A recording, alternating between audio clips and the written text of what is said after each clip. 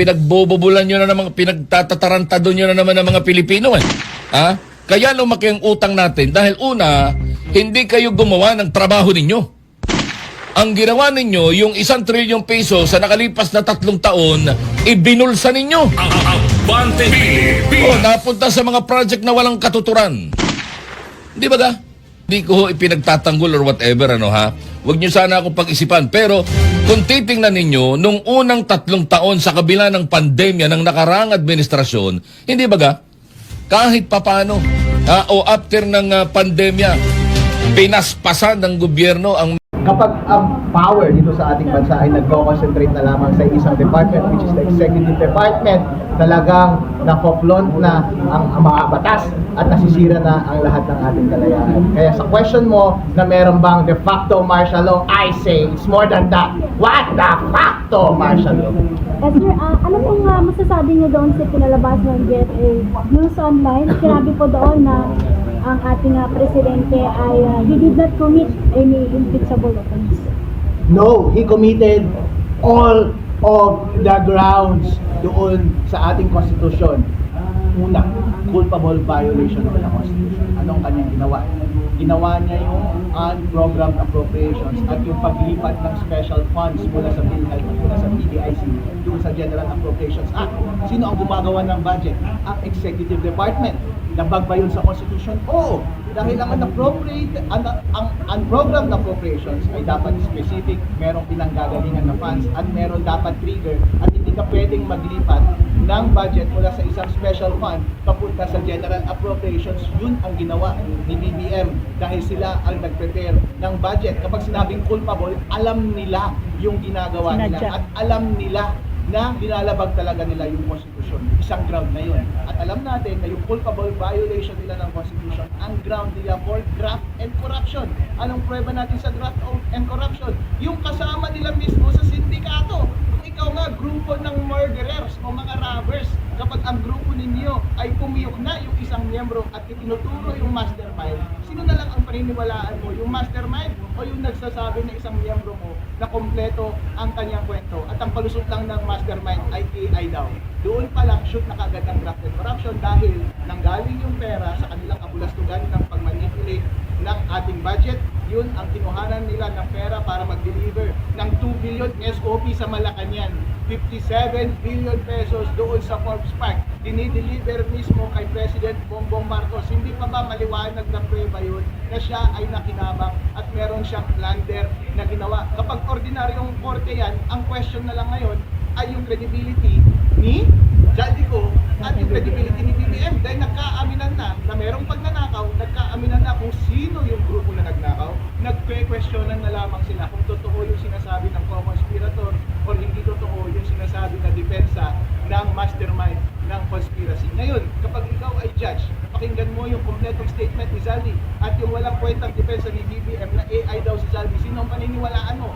Kapag si Zaldi ang paniniwalaan mo, automatic convicted ka agad si President Bongbong Marcos sa graft and corruption at plunder. Grounds yan, malinaw sa impeachment. Siyempre, higit sa lahat, ang overarching dito is betrayal of public trust. Pinagkatiwalaan ka ng taong bayan, proprotektahan mo ang salapi ng taong bayan at hindi mo ito nanakawin. Ngayon pa lang ramdam na natin sa bawat probinsya ng Pilipinas, hindi na nila suporta si BBM at wala nang tiwala ang taong bayan sa kanya. 68% gusto na matanggal na siya sa pesto. Ang tanong, may tiwala pa ba ang taong bayan sa ganong klaseng presidente? Wala na. Kaya shoot ang betrayal of public trust. Sa ganitong grounds pa lang na ito, malinaw na malinaw ang legal logic, culpable violation of the Constitution, graft and corruption, betrayal of public trust. Napakadaling i-impeach si President Bongbong Marcos. Automatic convicted na agad yan kapag napunta sa trial sa Senate yung aming impeachment complaint sana. Kaya takot na takot sila. Dahil alam nila na malinaw ang aming paliwanag.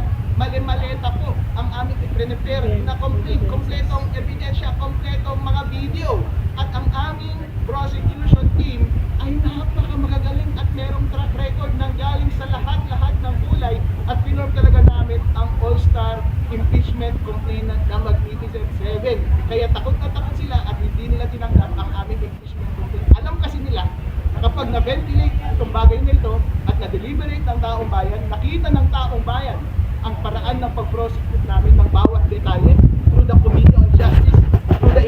trial sa Senate kung sakasakaling alam nila na makukumbinsi ang taong bayan na impeach si BBM at hindi nila maiwasan na madadala ng mga miyembros ng House of Representatives na dalhin ang aming impeachment complaint at i-convict sila ng mga members ng Senate pagdating sa huli. At kung hindi man nila ginawa yan, takot na takot sila na kapag hindi man sumang-ayon sa atin yung ating mga legislators, takot na takot sila na madadala ng taong bayan ang damdamin na ito at baka magdulot ito ng revolusyon. Sir, additional question lang po. Yung ano sir, alam naman natin lahat na binabali nila yung batas. Sila batas ngayon.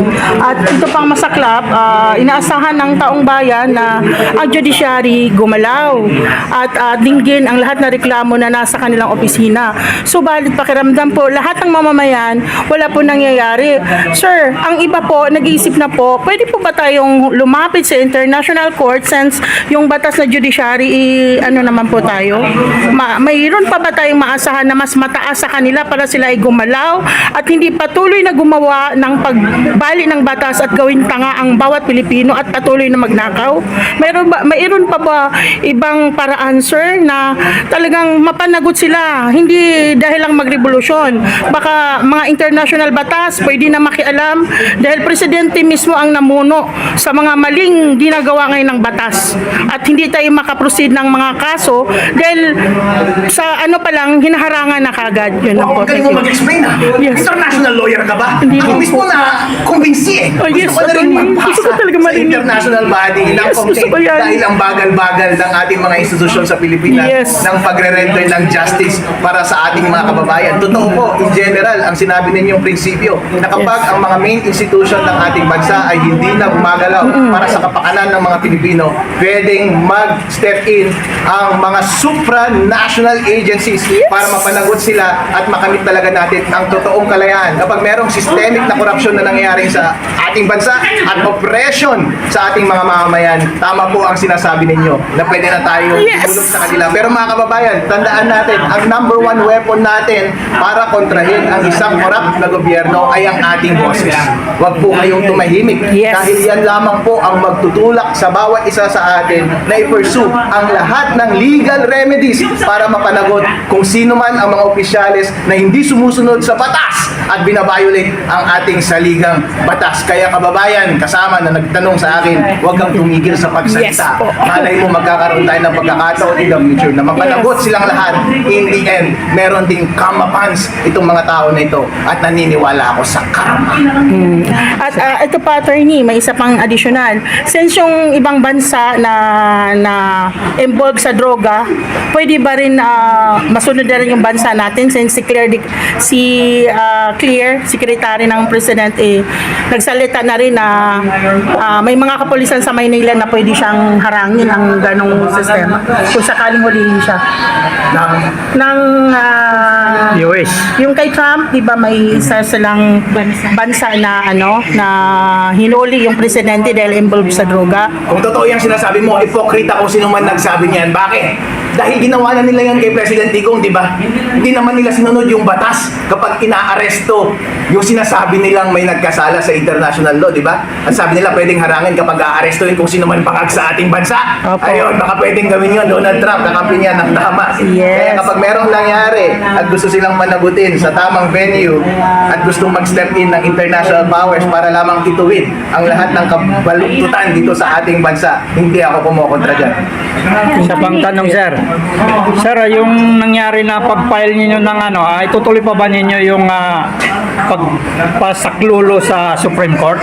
Yes! At abangan ninyo yung mga developments tungkol dyan. Maraming laban na pwede pang mangyari. Natalo lang kami sa unang laban, pero sa mga susunod na laban ay mananalo kami at hindi tayo titigil hanggat hindi mapatanggal si BBM.